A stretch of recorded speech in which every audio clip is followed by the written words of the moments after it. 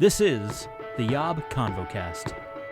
I think a reason I was really, it took me a while to land on gay. Like for whatever reason, for years, other people around me were using the label of gay to identify themselves, and I was like, I understood what they were saying. Like I knew they were just replacing SSA with gay, a word with maybe less baggage, and they're still meaning the same thing. I'm attracted to only the same sex, but I still have my same beliefs. I still believe God ordained marriage between a man and a woman, and sex is only for that union. So like nothing's changed as far as belief. It's just switching out the letters SSA for the letters GAY, basically, is what happened with a lot of Yeah. people around me, you know?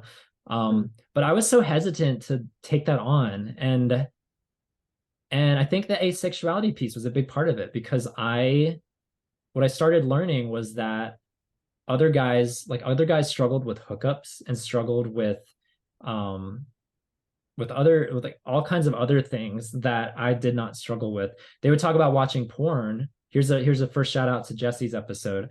Completely identified with Jesse talking about porn usage, where it's only that beginning part. It's only the foreplay and like the little fun creative as a porn video can be. Like it's those first few moments where the two people are like meeting each other and there's like this play that's happening.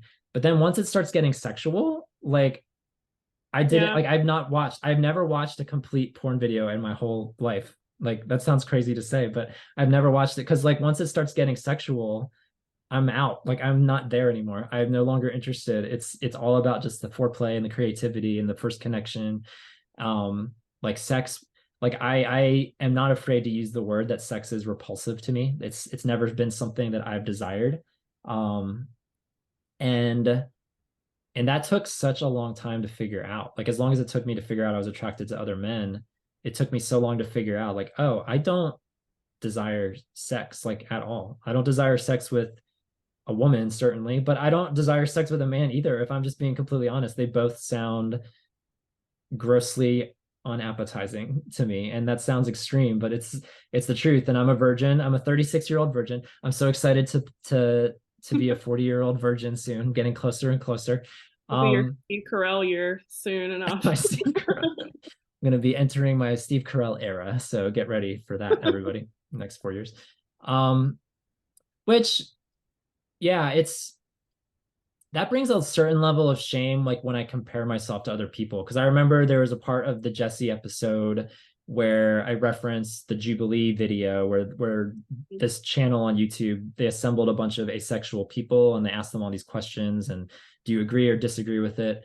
And there was one point where a woman got emotional and she shared how she doesn't desire sex. She doesn't want to desire sex. She just desires to be normal, or she desires to be like everyone else. I'm paraphrasing what she said, but the sentiment of that like really resonated with me because honestly, I don't desire sex. In many ways, I feel like my life is so much easier because I don't desire sex, that I don't struggle with physical hookups and I don't struggle with a lot of things that guys in our community do struggle with.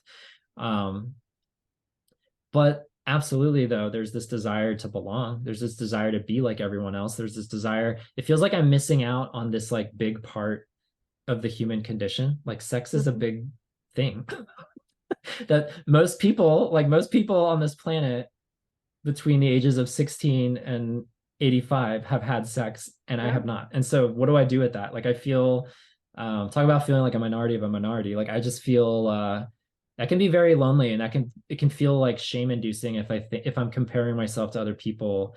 I'm like, like I just don't know. I don't know what that sensation or experience is like, and I don't necessarily want to have it, but there is a desire to just like not miss out and to connect with people. And so it's been challenging. The first time I started to use the ACE label, um I was on a panel with Posture Shift. Shout out to Posture Shift.